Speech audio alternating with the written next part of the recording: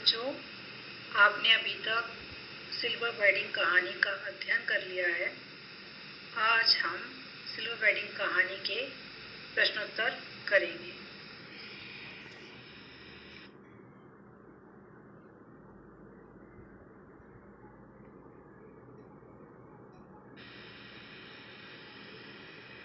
बच्चों, इस कहानी का पहला प्रश्न है, सिल्वर वेडिंग कहानी के आधार पर बताइए कि यशोधर बाबू समय के अनुसार क्यों नहीं ढल सके। बच्चों, इसका उत्तर होगा, यशोधर बाबू की पत्नी समय को अच्छी तरह पहचानती है। वह जानती है कि बच्चों की सहानुभूति तभी प्राप्त की जा सकेगी जब बच्चों की सोच के अनुसार चला जाए। व्यवहार भी यही कहता है। दूसरे उसके व्यक्तित्व के विकास पर किसी व्यक्ति विशेष या बात का प्रभाव नहीं है। तीसरा, संयुक्त परिवार के साथ उसका अनुभव बहुत सुखद नहीं रहा। उसकी इच्छाएं अतृप्त रहीं। उसके अनुसार मुझे आचार व्यवहार के ऐसे बंधनों में रखा गया मानो मैं जवान औरत नहीं, बुढ़िया थी।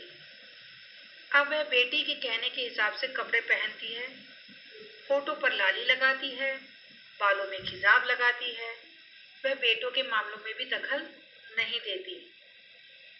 दूसरी तरफ यशोधर बाबू स्वयं को बदल नहीं पाते। वे सदैव किसी न किसी उलझन के शिकार हैं। वे परंपरावादी एवं सिद्धांतवादी हैं। इस कारण वे परिवार के सदस्यों से तालमेल नहीं बिठा पाते। उन पर किशनदा का प्रभाव है, जो परंपरा को ढोते हुए अंत में पटेहाल मर गए। वे संयुक्त परिवार भारतीय परंपराओं को बनाए रखना चाहते हैं, परंतु परिवार उन्हें निरर्थक मानता है। यशोधर बाबू पार्टीबाजी, फैशन, अच्छे मकान में रहना आदि को पसंद नहीं करते। वे आधुनिक भौतिक वस्तुओं को बंधन मानते हैं। फलतः वे अलग थलग हो जाते हैं। अंत में उन्हें परिस्थितियों से समझौता करना पड़ता है।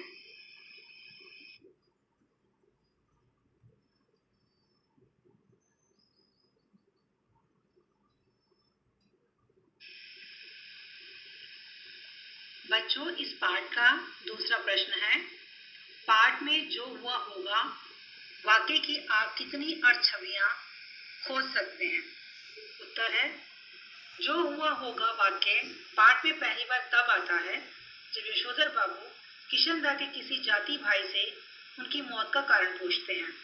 तो उत्तर मिलता है, जो हुआ होगा अर्थात पता नहीं क्या हुआ। इसका अर्थ यह है कि किशनदा की मृत्यु का कारण जानने की इच्छा भी किसी में नहीं थी। फिर यशोधर बाबू यह सोचते हैं कि जिनके बाल बच्चे ही नहीं होते, वे व्यक्ति अकेलेपन के कारण स्वस्थ दिखने के बावजूद बीमार से हो जाते हैं और एकाकीपन से उनकी मृत्यु हो जाती है। यह भी कारण हो सकता है कि उनकी बिरादरी से घोर उपेक्षा, उदासीनता मिली, इस कारण वे दुख से सुख सूख कर मर गए। दूसरा अर्थ किशनदा ही उपयोग करते हैं। वे इसे अपनों से मिली उपेक्षा के लिए करते हैं। वे कहते हैं, भाऊ सभी जन इसी जो हुआ हो गया से मरते हैं। गृहस्थ हो, ब्रह्मचारी हो, अमीर हो, गरीब हो, मरते जो हुआ होगा से ही हैं। हाँ, शुरू में और आखिर में सब अकेले हो जाते हैं। अपना कोई नहीं ठहरा। दुनिया में बस अपना नियम अपना हुआ।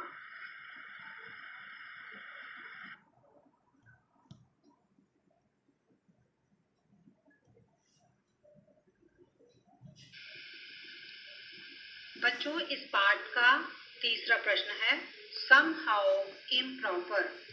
वाक्यांश का प्रयोग यशोधर बाबू लगभग हर वाक्य के प्रारंभ में तकिया कलाम की तरह करते हैं।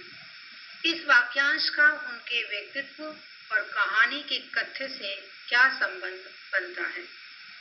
somehow improper का अर्थ है कुछ ना कुछ गलत जरूर है। यशोधर बाबू द्वारा इस वाक्यांश का प्रयोग करना वास्तव में आज की स्थिति का सच्चा वर्णन करना है। आज परिवार, समाज और राष्ट्र में कहीं कहीं कुछ ना कुछ गलत जरूर हो रहा है। फिर यशोधर बाबू जैसे सिद्धांतवादी लोगों के लिए ऐसी स्थिति को स्वीकारना सहज नहीं है। उनका तकिया कलाम निम्न संदर्भों में प्रयुक्त हुआ है। केक काटने की विदेशी परंपरा पर, साधारण पुत्र को असाधारण वेतन मिलने पर, दफ्तर में सिल्वर वेडिंग मनाने पर, स्कूटर की सवारी पर, अपनों से परायेपन का व्यवहार मिलने पर, डीडीए फ्लैट का पैसा ना भरने पर, छोटे साले के ओछेपन पर, शादी के संबंध में बेटी द्वारा स्वयं निर्णय लेने पर, खुशहाली में रिश्तेदारों की उपेक्षा करने पर, इन संदर्भों से स्पष्ट होता है कि यशोधर बाबू समय के हिसाब से अप्रासंगिक हो गए हैं। इस कारण वे उपेक्षित रह गए। परिवार से सदैव उनका मनमुटाव बना रहा और असहजता एवं अस्वाभाविक स्थिति में यह वाक्यांश उनके मुंह से निकल पड़ता है।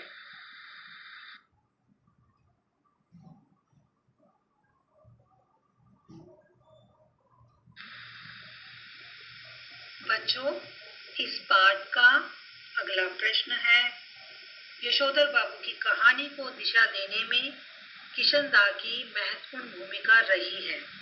आपके जीवन की दिशा देने में किसका महत्वपूर्ण योगदान रहा और कैसे? इसका उत्तर है, यशोधर बाबू की कहानी को दिशा देने में किशन दा की महत्वपूर्ण भूमिका रही है। मेरे जीवन पर मेरे बड़े भाई साहब का प्रभाव है। वे बड़े शिक्षाविद हैं। उन्होंने हर परीक्षा प्रथम श्रेणी में उत्तीर्ण की थी। उन्हें कई विषयों का गहन ज्ञान है। परिवार वाले उन्हें डॉक्टर बनाना चाहते थे, परंतु उन्होंने साफ मना कर दिया तथा शिक्षक बनना स्वीकार किया। आज वे विश्वविद्यालय में हिंदी के प्रोफेसर हैं। उनके विचार व कार्यशैली ने मुझे प्रभावित किया। मैंने निर्णय किया कि मुझे भी उनकी तरह मेहनत करके आगे बढ़ना है। मैंने पढ़ाई में मेहनत की तथा अच्छे अंक प्राप्त किए। मैंने स्कूल की सांस्कृतिक गतिविधियों में भी भाग लेना शुरू कर दिया। कई प्रतियोगिताओं में मुझे इनाम भी मिले।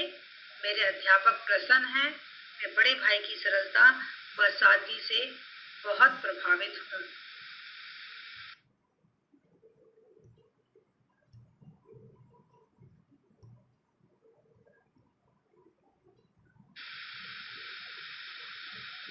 बच्चों, अब हम अगले प्रश्न की ओर बढ़ते हैं।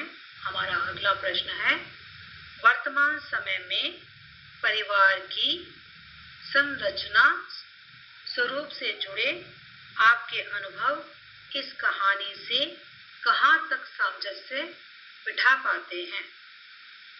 उत्तर है, यह कहानी आज के समय की पारिवारिक संरचना और उसके स्वरूप का सही अंकन करती है।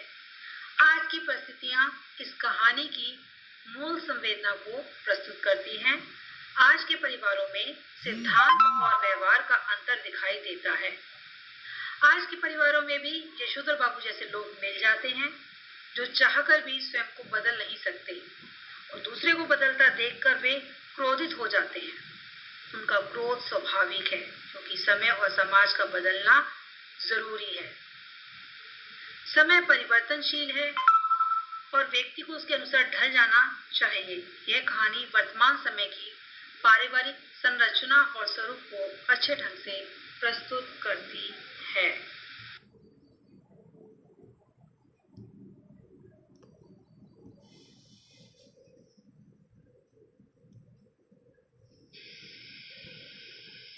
अब हम पाठ के अगले प्रश्न की ओर बढ़ते हैं। हमारा अगला प्रश्न है, निम्नलिखित में से किसे आप कहानी की मूल संवेदना कहेंगे या कहेंगी और क्यों? हाशिए पर धकेले जाते मानवीय मूल्य, पीढ़ी का अंतराल, पाश्चात्य संस्कृति का प्रभाव।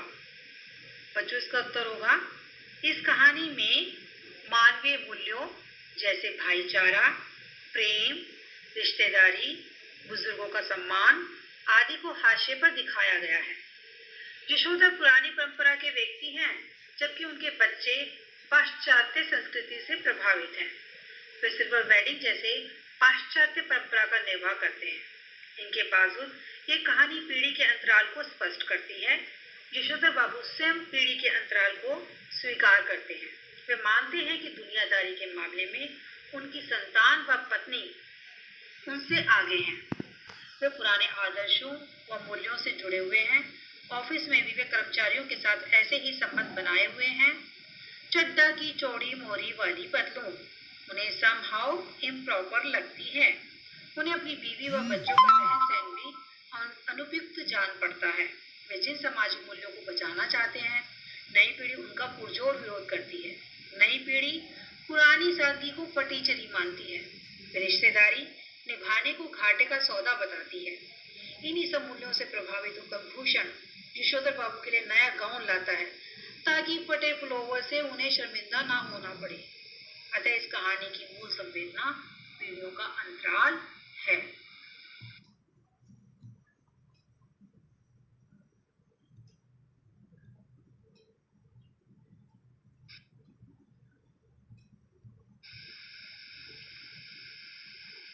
हमारा अगला प्रश्न है, अपने घर और विद्यालय के आसपास हो रहे उन बदलावों के बारे में लिखें जो सुविधाजनक और आधुनिक होते हुए भी बुजुर्गों को अच्छे नहीं लगते।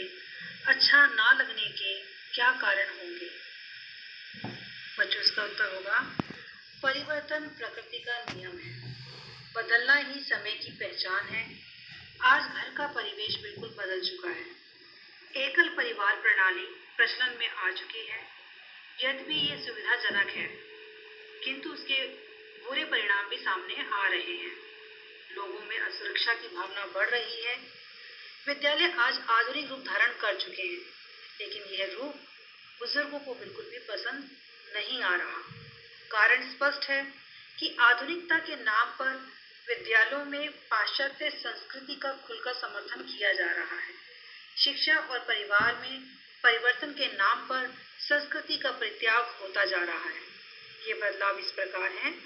जंक फूड प्रचलन। बुजुर्गों का मानना है कि बाहर खाना सही नहीं होता, इससे सेहत पर असर पड़ता है। पिज्जा, बर्गर, पास्ता इत्यादि व्यंजन से उन्हें सख्त नफरत है, चाहे वे घर बैठे ही क्यों ना आया हो। वीडियो गेम या कंप्यूटर गेम में लगे रहना बुजुर्गों को ये अच्छा नहीं लगता। आज के बच्चे खेलने के स्थान पर वीडियो गेम या कंप्यूटर गेम में लगे रहते हैं। उनके अनुसार ये स्वास्थ्य की दृष्टि से अच्छा नहीं है। इससे बच्चे उल्टा ही सीखते हैं। इससे उनका शारीरिक तथा मानसिक विकास बाधित होता है।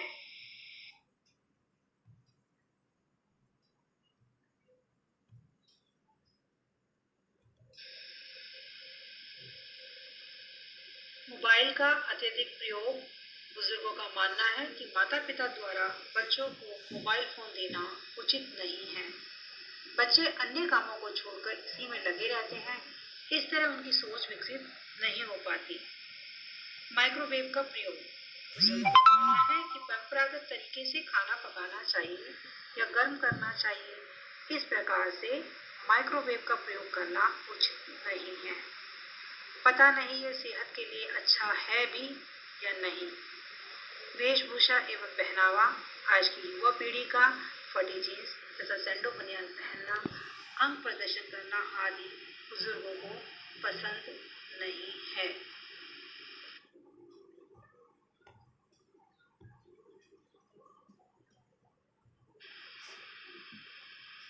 आपकी पाठ्य पुस्तक का अभी अंतिम प्रश्न।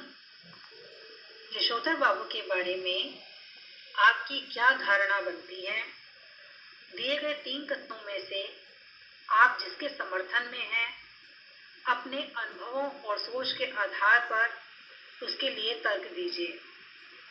यशोधर बाबू के विचार पूरी तरह से पुराने हैं और वे सहानुभूति के पात्र नहीं हैं। दूसरा तर्क, यशोधर बाबू में एक तरह का द्वंद्व है, जिसके कारण नया उन्हें कभी कभी खींचता है पर पुराना छोड़ता नहीं, इसलिए उन्हें सहानुभूति के साथ देखने की जरूरत है। तीसरा तर्क, यशोधर बाबू एक आदर्श व्यक्तित्व हैं और नई पीढ़ी द्वारा उनके विचारों को अपनाना उचित है। प्रश्न का उत्तर है, प्रस्तुत कथा में यशोधर बाबू में एक तरह का द्वंद्व है, जिसके कारण नया उन्हें कभी कभी खींचता तो है पर पुराना छोड़ता नहीं, इसलिए उन्हें सहानुभूति के साथ देखने की जरूरत है। ये बातें कहानी पढ़ने के बाद यशोधर बाबू पर पूर्णतः लागू होती है। वे पुरानी सोच के व्यक्ति हैं। समाज को वे अपने मूल्यों के हिसाब से चलाना चाहते हैं। वे अपने बच्चों की उन्नति से खुश हैं। वे स्वयं पुराने को छोड़ नहीं पाते, इसलिए वे स्वयं को उपेक्षित मानने लगते हैं। ऐसे व्यक्तियों के साथ सहानुभूतिपूर्ण व्यवहार जरूरी है।